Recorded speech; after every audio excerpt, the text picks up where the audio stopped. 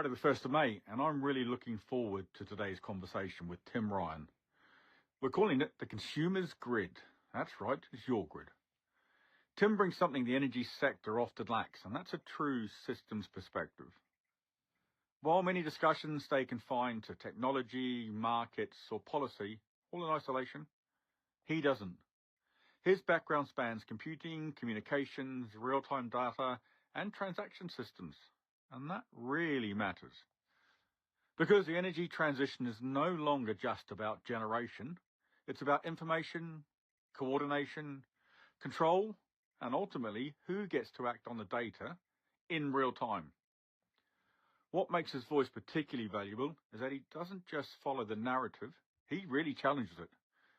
We often hear that flexibility is inherently good, that virtual power plants are empowering by default, and that more market participation will naturally deliver better outcomes.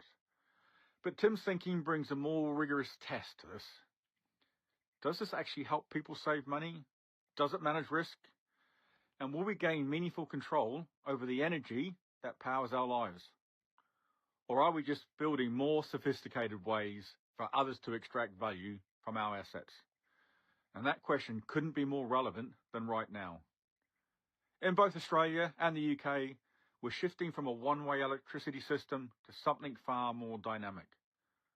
Rooftop solar, home batteries, electric vehicles, intelligent tariffs, connected devices at the edge. Households are no longer passive consumers. They're becoming generators, storage operators, and active participants in how the system behaves. But with that shift comes a deeper question. Who's really in control? The future shouldn't be about finding new ways for retailers, aggregators, or manufacturers to control consumer-owned assets. It should be about enabling genuine agency. His framing of batteries captures this perfectly. People use them to save first, manage risk second, and then only consider profit. And his perspective on EVs really cuts through the hype. Energy should serve the home first. Vehicle to home, to grid, not just vehicle to grid. And if value is being created at the edge of the system, who should actually benefit? So today I want to explore all of that with him. Tim, it's great to have you here today. Hey Tim, Borodar as we say in Wales, or I guess g'day on your side of the world. Time for a bit of a yarn, I guess, about energy. Yep, bit of a chin wag. Got to be done. Good way to end the week. Well, starting my Friday and I guess ending your Friday over in Australia, Tim. It is. It's heading towards dusk on a lovely autumn night. Fantastic. And we've had a nice week of sunshine here. We've got a number of things we're going to cover off today, Tim, but I guess before we get into things like the market design, consumers' energy system, batteries, I'd love to know just a little bit about your journey and what pulled you into the energy world. I think we've got a bit of a similar background. We both come from a telco background. We're trying to use, I guess, some of that knowledge to try and get the consumers back at the heart of our energy system. Yeah, I've had a funny career. I did ag science, and that dragged me into computing because I majored in stats, did my honours year writing programs and things, Fortran, God forbid. And then I ended up joining Elders Pastoral after a bit of a torturous thing of starting up the first IBM Apple dealership outside of a metropolitan area in Australia. So I got into sort of home computing really early, but ended up with Elders launching the first online service in Australia, which for our UK listeners would be akin to Prestel or something like that. And basically I stayed in information and real-time data and transaction services ever since. Did a big chunk with Channel 7 with teletext and data broadcast, and brought data broadcast to Australia, so point-to-multipoint comms. Nemco was a client, the original sort of when they deregulated the market. You know, we were the only way that could deliver instantaneous prices to the whole market at the same time. So I had a bit of an experience across that, and had a lot of benefit of distributing data to people for people to take actions. Most of it in people having a punt on the TAB or the TOTE as it's known in the UK, and then also with bookmakers. Another place that doesn't always get money back to its consumers. The interesting background, isn't it? Unless you're lucky. But like that, our energy system, it feels like we've got to be lucky to get any value returned to us as consumers. Certainly in the UK, we're feeling a bit of pain. You've got to sort of climb, at least with having a punt, you know what the hurdle you've got to climb over is. You know, it's 16% takeout for a trifecta bet, and it's 14% for a place bet, etc. With energy, you've got no idea what's going on. Like, it's all a bit opaque. But of course, with the difference between wagering and gaming, of course, is when you're having a bet, you've got a fair bit of understanding of what you do, and you expect to win. You know, when if you're having a poker machine or something, it's a case of you expect to win, and no, you hope to win, but no, you're going to lose. So it's a bit like that with energy at the moment, but it's changing. You know, we've got more control over our environment to manage our costs. Yeah, it's a real journey, isn't it, Tim? It's a pretty gnarly problem to try and tackle, and I know we've had a lot of toing and throwing, I guess, via some of our LinkedIn posts and comments, which has been some great insights and some great challenges. I certainly look to Australia an awful lot because you're well ahead of us on that sort of renewables journey, and you've overcome some of those hurdles.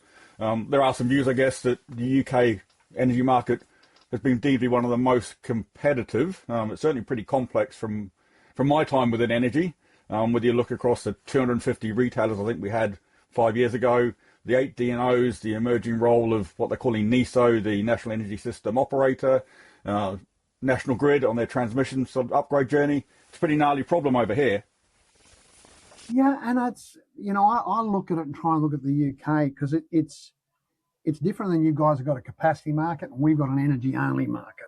And one of the areas where I'm looking to try and help consumers from a viewpoint of being able to plan and take actions, the day ahead market that's been offering and some of the things that are there with the EDF UK's free phase product or Octopus's agile product, where you're getting told in advance this is what the price is going to be for this period of time, it means you can really plan around using your own agency and flexibility quite well.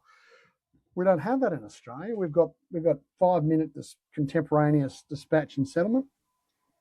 The energy price is dispatched every 5 minutes, and the energy is dispatched every 5 minutes, and you don't know the price until about 6 seconds after the gate, and then that's the price for the next 5 minutes, and then it does it again over and over again, which, in a system that was supply side only construct, that really worked because you are asking the supply, which was dispatchable, to deliver the need of what the market was for the demand.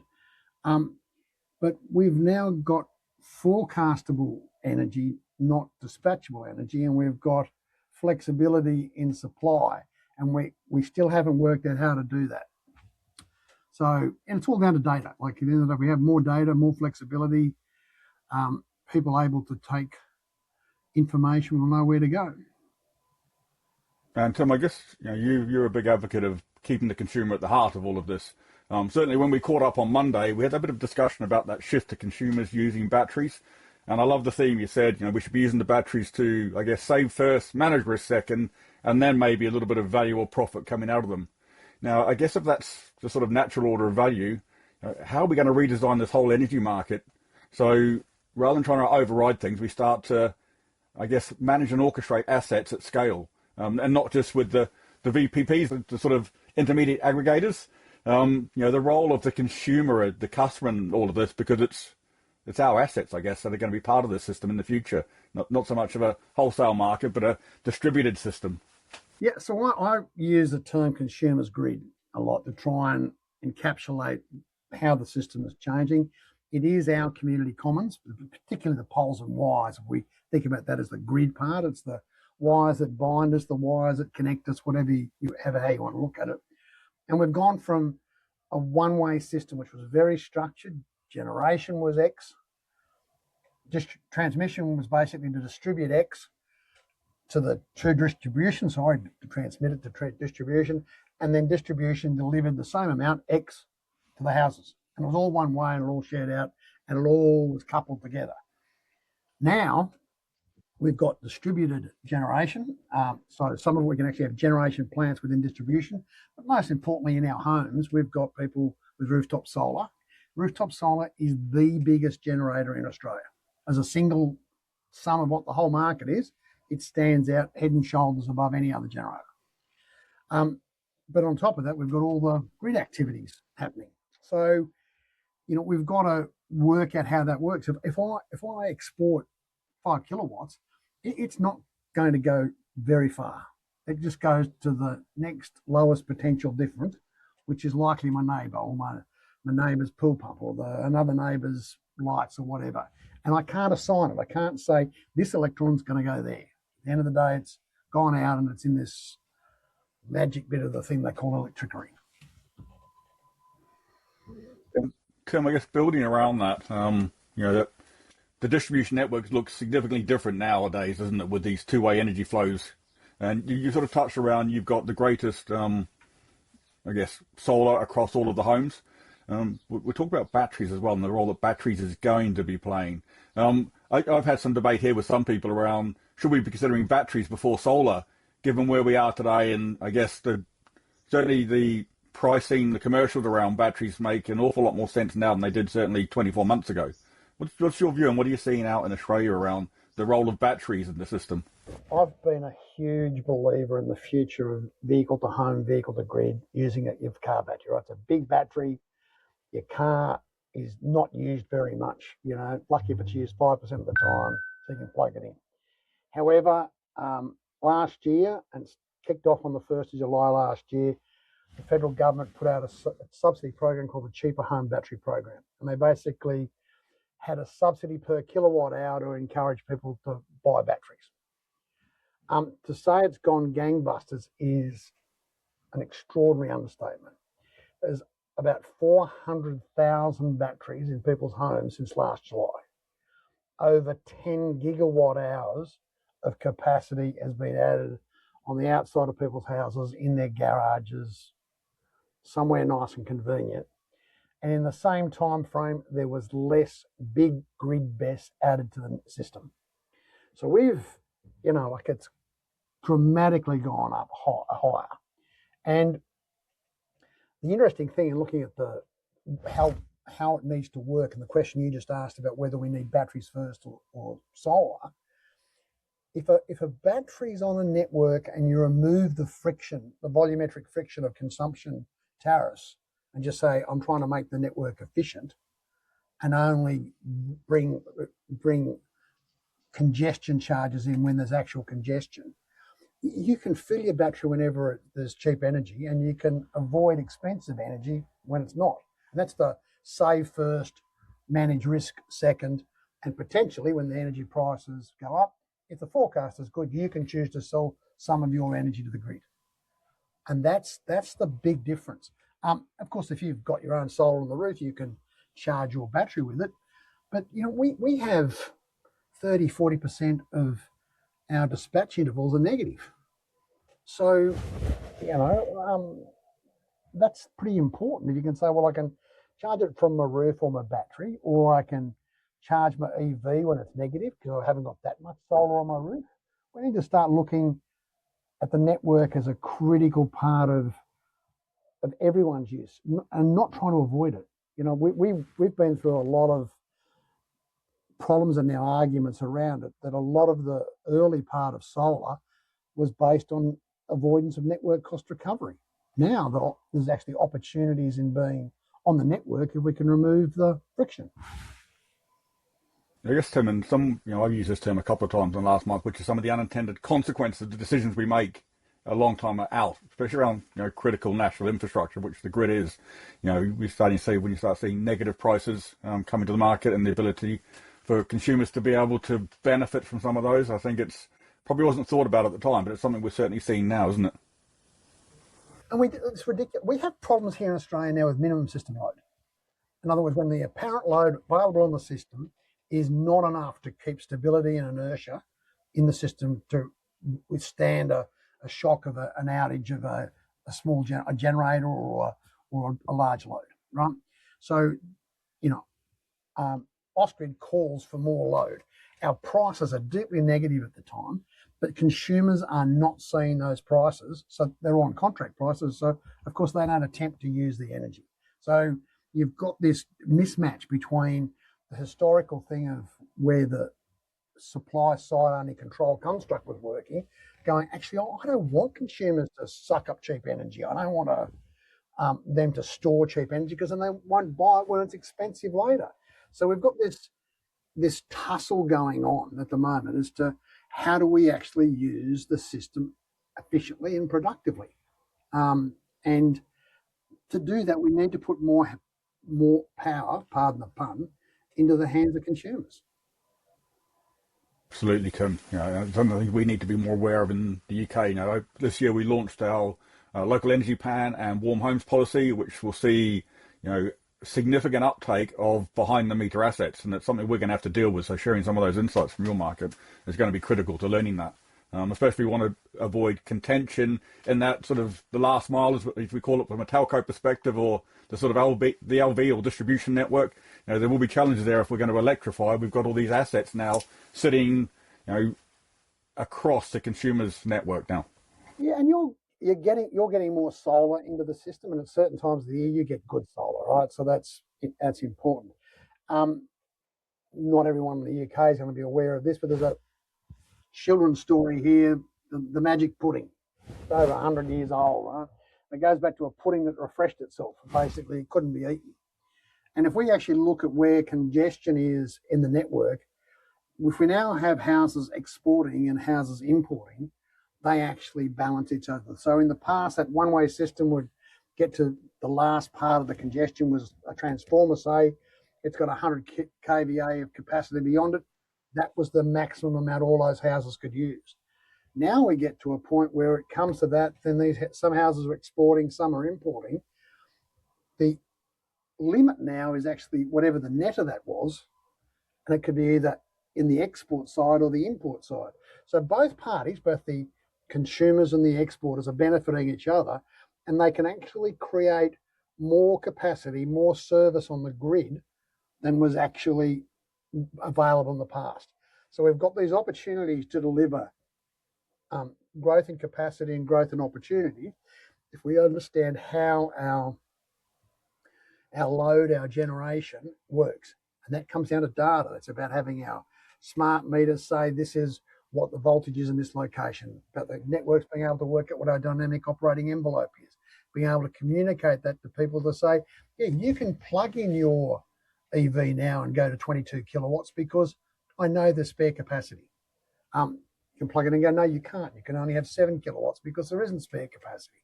We've got to try and optimize our use of it, particularly as we move to electrification of everything. Like we're going to have more electrical things, but we've got more agency and more flexibility. Yeah, and Tim, I'm going to drill into something a little bit on that one because I want to get some real insights from you because we don't talk about it enough. We've shifted in the UK. Our half-hourly settlement went live earlier this year, so everyone's migrating over to half-hourly. You've touched it. You're already at 5-minute settlement, so I guess that'll be the next step that the UK will have to look at over the next few years. But we're talking about almost that real-time grid information, that getting access to data in pretty close to real time, I think, if we're going to optimize this. So how are we going to overcome that challenge? We had a rule change here for our smart metering stuff that we're basically the rule change is called the real-time data access rule change, and basically from our smart meters, and they're the consumer smart meters, like all sorts of people will tell you that they own the meter and they think they own the data, but at the end of the day they bill them for us, and it's analysing our energy use in the same way that they could be tapping a telephone line. It's our data and it's our meter. And the real-time data access rule change gives us access to 1 hertz data, so at least once a second of the power quality information, the metering information, and telling us every second what our current capacity is. And this is really important because if I'm a consumer, it is useless for me to find out after the event how much energy I used because I can't affect the bill. If you're going to affect your bill, you have to know what you're doing now, and logically, you get data about what the forecast is, what the price is, and you plan to do something, right? Now, the incumbents clearly don't like that idea terribly much because if the consumers are efficient, it means lower revenue, lower profits, etc. But somewhere on the line, we've also got to realise that this system integrity is changing from where flexibility lies and agency lies and the ability to balance, to buffer, etc., is moving more to the demand side than the supply side. And nowhere is that more apparent in batteries or buffers. A buffer, and this is where you and I as a telco are probably going to have a really good agreement, is in a computing sense or a telecom sense or anything like moving data around, you don't have a buffer to make money. You have it to make it efficient, work faster, and don't lose anything. That's all it's for, right? And at the moment, on the supply side construct of them using batteries, they look at it like a pseudo generator where they filled it up with a bit of fuel and then they get to burn the fuel by discharging the battery. The consumer doesn't do that. The consumer is, it's like going to the supermarket and buying half-price tea. You get 2 boxes of tea and you put them in the cupboard and say, I'm not getting any more tea until it's half price again. Right. That's what consumers do, not just naturally, almost pathologically. Yeah, I think we've seen that soon. We saw some of that in the UK back in COVID-19, and the need to stock up on toilet paper was a consumer behaviour. Weird, right? We are. The things that people think are an absolute necessity. The other crazy one here was that no one bought Rosini pasta. So at the end of the day, it was the only pasta that was left on the shelf. And then some TikTok crazy goes out and goes, here's the great recipes you can make with Rosini. And you go, all of a sudden you can't buy it either.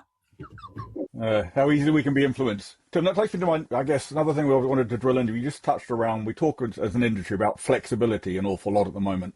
Sometimes we think it's automatically about public good. You've had a bit of critique around a lot of the flexibility models are really mechanisms for intermediaries, I guess, to, in many ways, sort of control and monetize our consumer assets. So I guess where do we think that's going to sit between genuine value for consumers or just a way of other value extraction, which is not as transparent as probably it needs to be for us as consumers? Okay, let's start with those 400,000 people that have bought batteries, right? Barely 5% of them have gone into VPPs, and that is where the government is, the state. So the federal government did the cheaper home battery program.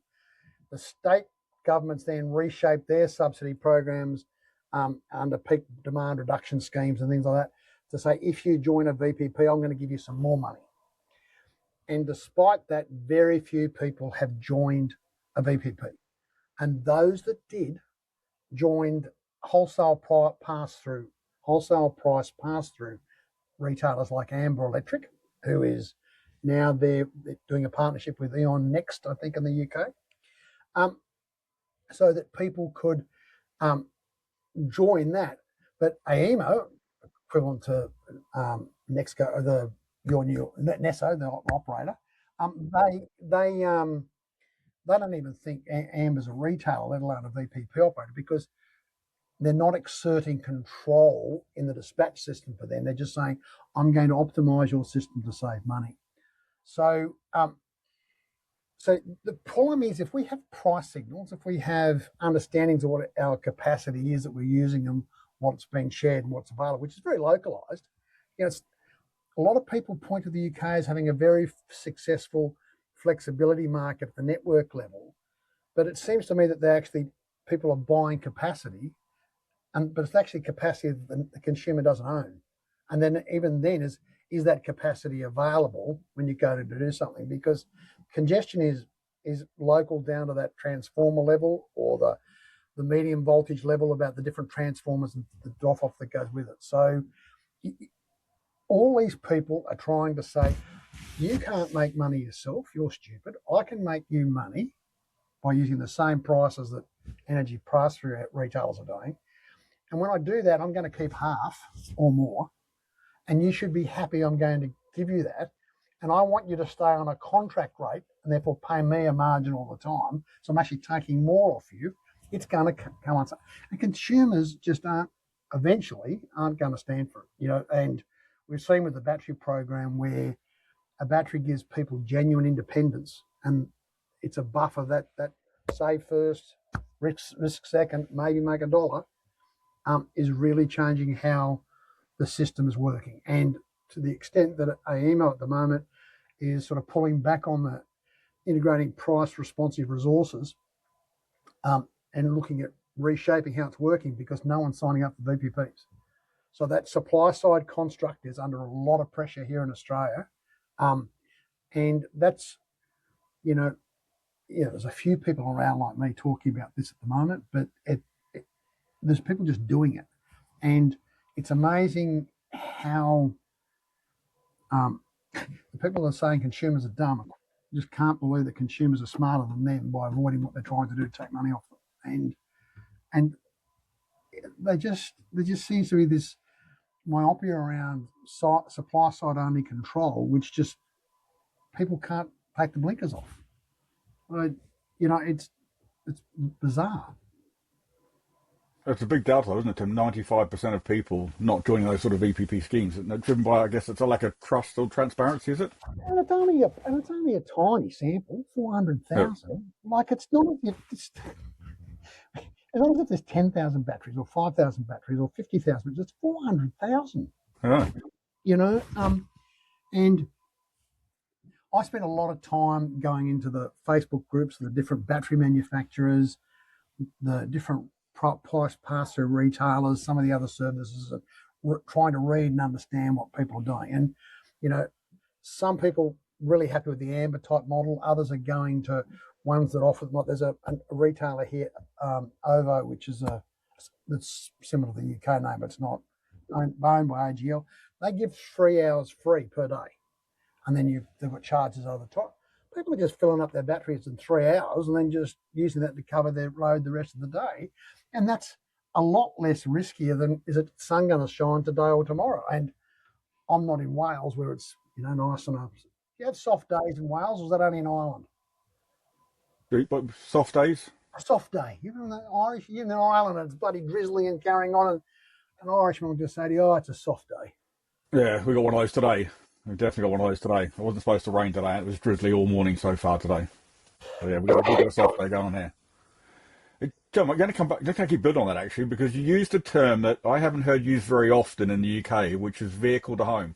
Vehicle to grid is becoming more talked about. Some of the energy retailers in the UK are doing subsidised schemes around you buy their EV, and I guess they're going to use that battery as part of their energy arbitrage. But sort of bring that to life, because I think the vehicle to home, around the home load being served before any export, I think it's a really interesting theme. And it kind of takes back to that battery as a buffer and an underused asset. It's a bloody fact. So here's a bizarre thing, right? Everyone's pushing out there on vehicle to grid is doing it as though it's some magical thing that they can try and control. The OEMs are saying it, some of the retailers are saying it, and they try and actually argue that if they manage to discharge from the battery behind your meter, that it's somehow all of that's going to the grid, even if it's servicing you. And the idea is that you stay on a contract, and then they say, oh, well, I've got demand reduction because it doesn't appear on the grid, and they get whatever the market price differential is, so because it appears as lost load, right, which is the negawatts term, right? At the end of the day, nothing from if I discharge my home battery or my V battery or my solar on my roof, whatever I'm doing, nothing can go to the grid unless all my local load is served, every last watt second of it. And for those who don't know the connection, a watt second is 1 joule, which is 7 parts of bugger all. So you've got all this going on, and the thing is, now imagine someone's got a car that Renault or Volvo or whoever the latest one is, that says, I'm going to make money out of controlling your car. And you park that in your car and you want it to do, and they say, I want to discharge it. And you go, well, hang on, I'm discharging my home battery. I've got solar on my roof. Who are you to say that all the energy that you've discharged has got first dibs on making money in the market?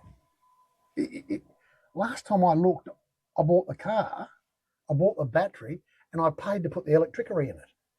So, the vehicle to grid nomenclature for me is a almost purposeful, misleading description to make out what it's doing, when at the end of the day, it's just servicing my home load. And a lot of people play semantics around the definition of saying, oh, vehicle to home is only when you're disconnected from the grid and it's back up. No, that's actually got another definition. That's vehicle to load. Synchronous, non-synchronous with the grid, islanded, providing a local load to the maximum output capacity of just the device itself. When I'm vehicle to home, I'm synchronized with the grid and I can use more or less, and the grid acts as a balance. And that leads me to a separate discussion, which we'll probably come back to, is the value of the grid isn't just about how much energy in quantity that moves across my meter barrier. It's about balancing. At the end of the day, it provides a real-time balance of how much energy I use or don't use dynamically, and the volume is almost irrelevant. The capacity for voltage reference, frequency reference, VAR reference, etc., is all really important. The volume is not important. And then if I choose, going back to this, I'm going to manage, I'm going to save money, I'm going to manage my risk, I'm going to export. If I look at it and go, hey, I've got 90 kilowatt hours, I need 20 for tonight, but it's really, really expensive out there, I've got an extra capacity, I can then say to my EV, you can discharge and put that all to the grid. And I don't need a third party to authorise that. Right at the end of the day, it's my car. I've said discharge the energy. So there's all these people that are trying to work out how to exploit our assets to deliver an outcome for them and not the market.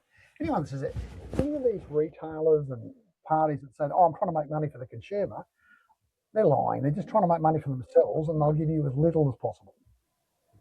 Yeah, Tim, it's an interesting transition, isn't it? As we've been talking, it just made me think around, the movement of electrons underpins everything we do now. And the energy sits behind everything we do. And we're moving from that sort of centralized generation, the big power plants, the big nuclear, putting it into the grid and distributing it. Everyone's now a generator almost, isn't it? We're seeing it now with, and I guess you got some views on this, the role of data centers almost becoming generators now, and the US is leading on that, but we've got some challenges in the UK because there's margins in it. Volkswagen and Renault becoming almost their own utilities as well, and all of us as individuals almost becoming mini utilities in some ways, aren't we? Certainly, the battery as a buffer, the vehicle to grid, the assets that we own, being used to guarantee lower cost energy and deliver resilience for us as individuals is a really interesting place to end up. And I think that some of this may be some of these unintended consequences over time that, do we become almost islanded as communities? We don't need to worry about this big central generations. A question in the future, do we really need energy retailers if we're almost our own energy supplier? Don't know where we're going to end up. So I can't see any reasonable foreseeable future that doesn't have a network. Right, there's silly things like, we don't want to get into all the details of how energy works and three-phase, single-phase and all that sort of stuff is, but I've got three-phase to my house. I've got a three-phase pizza oven. The top element's on phase A, the B for bottom is phase B, and the itty-bitty bloody light is phase C. So it's not balanced, right?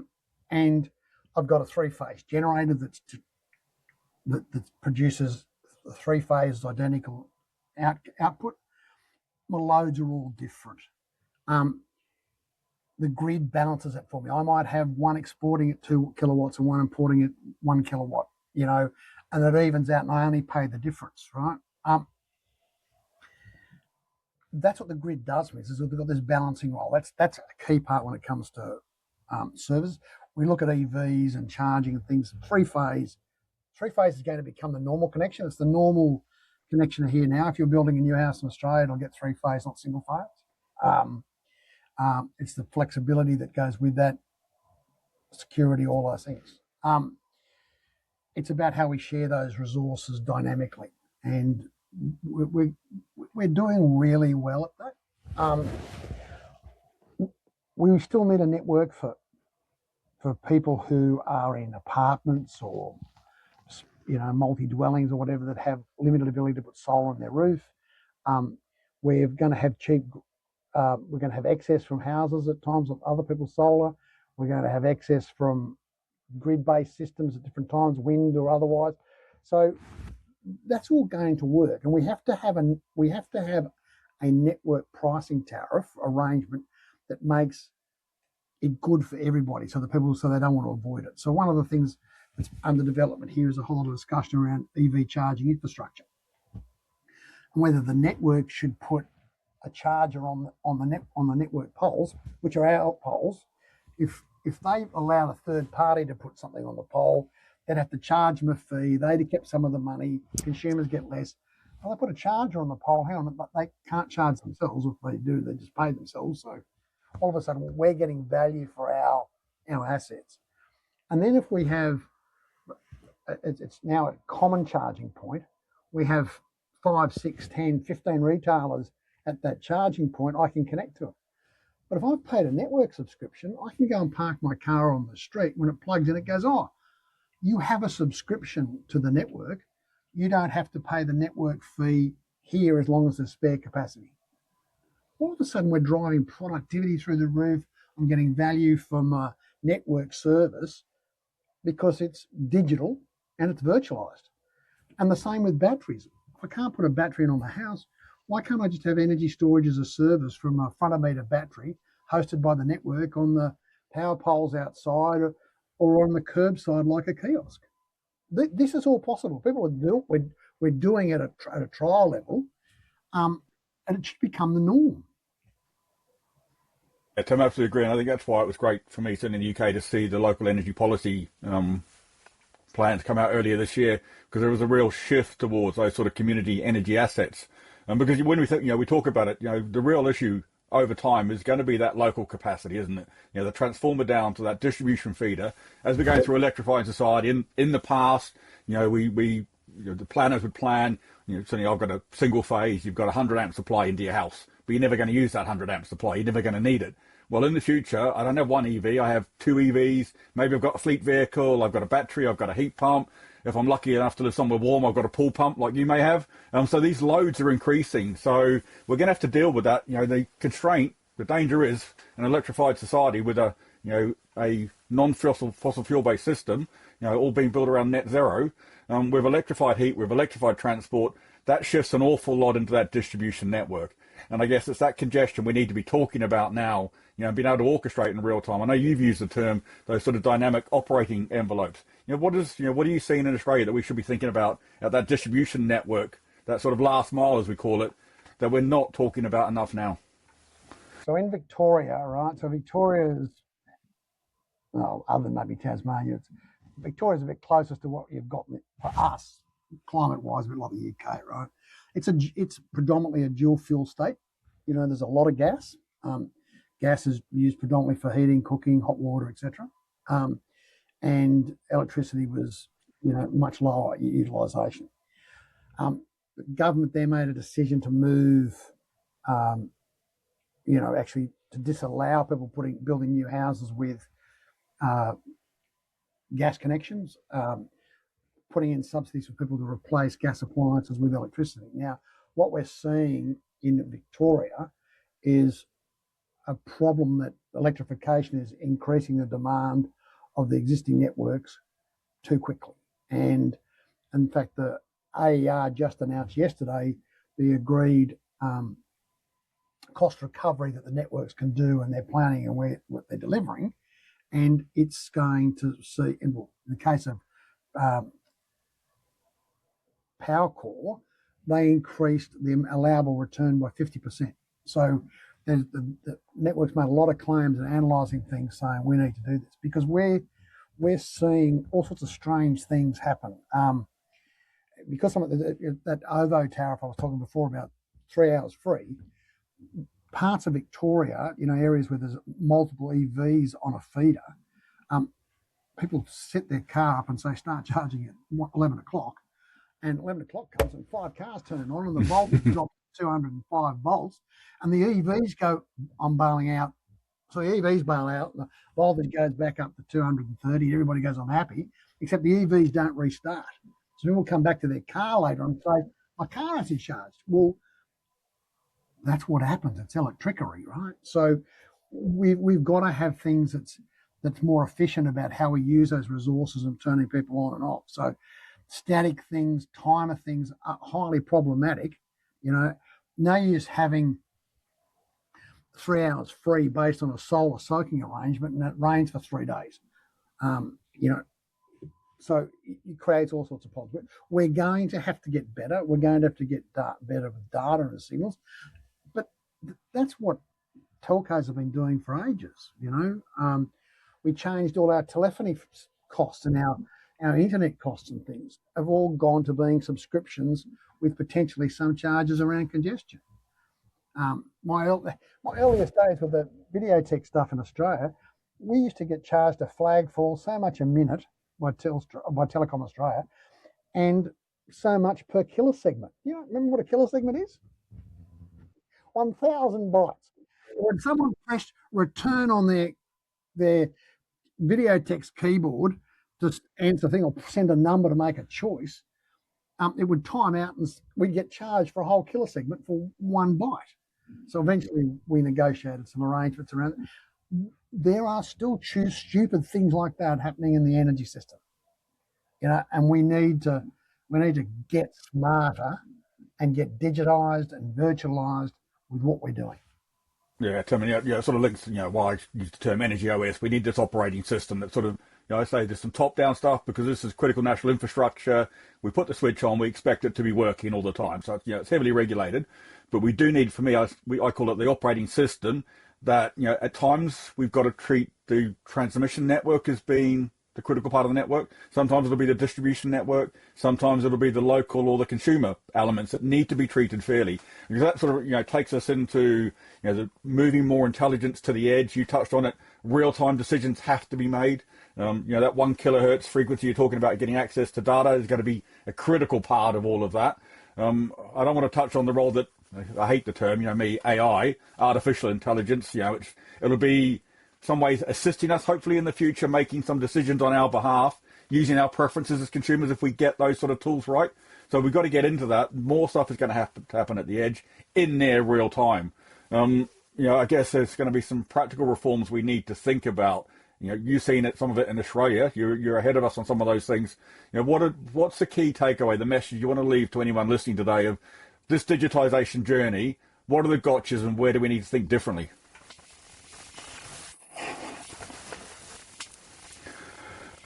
We have to have respect for agency, right?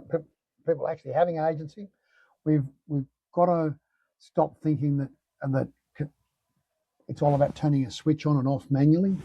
It'll be home energy management systems. There'll be things that operate it. Some of it will have AI in it. There's one of the battery suppliers here in Australia, SIG Energy, has gone from sort of a new startup 3 years ago, whatever, to be one of the biggest suppliers in Australia. Part of their system is monitoring your energy before it gets to the meter and getting you AI insights about when you use energy and when you don't, so that if you go to use your battery, it says, well, you need to keep this much in reserve because this is your normal energy use. This is how you're going to need energy. So consumers are going to have all this stuff's going to develop. I like your energy OS thing that you, a bit like I have the consumers grid thing, you have your energy OS thing. An operating system is really a defined instruction set. If A happens, do B. C happens, do A minus D. So it's all about understanding how that works and how things to come together. And the system word's important because of understanding that it needs to operate together. I'm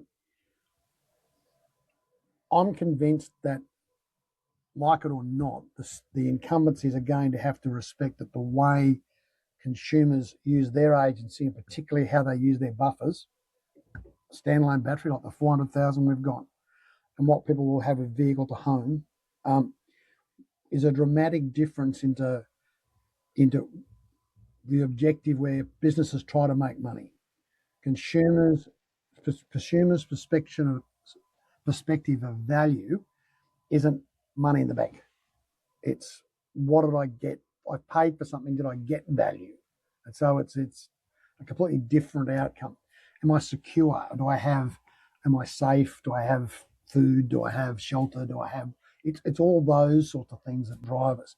So our use around batteries and buffers in particular lead us into that,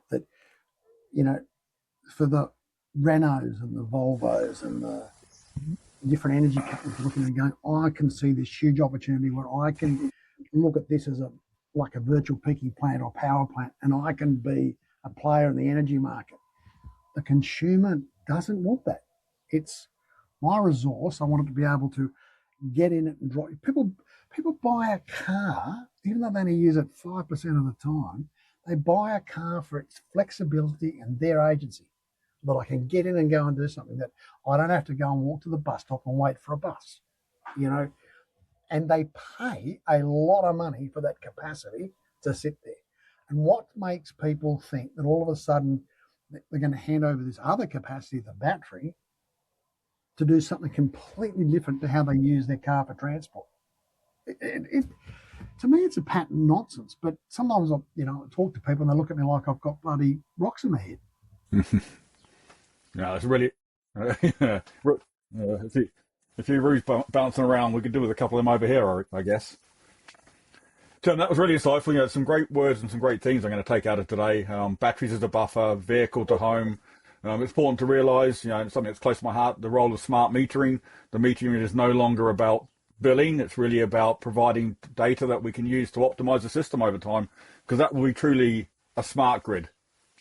Yeah. So, Tim. Yeah, Tim. We're 44 minutes in. I think we'll draw a line here. I think there's some great insights that we're going to share with this community.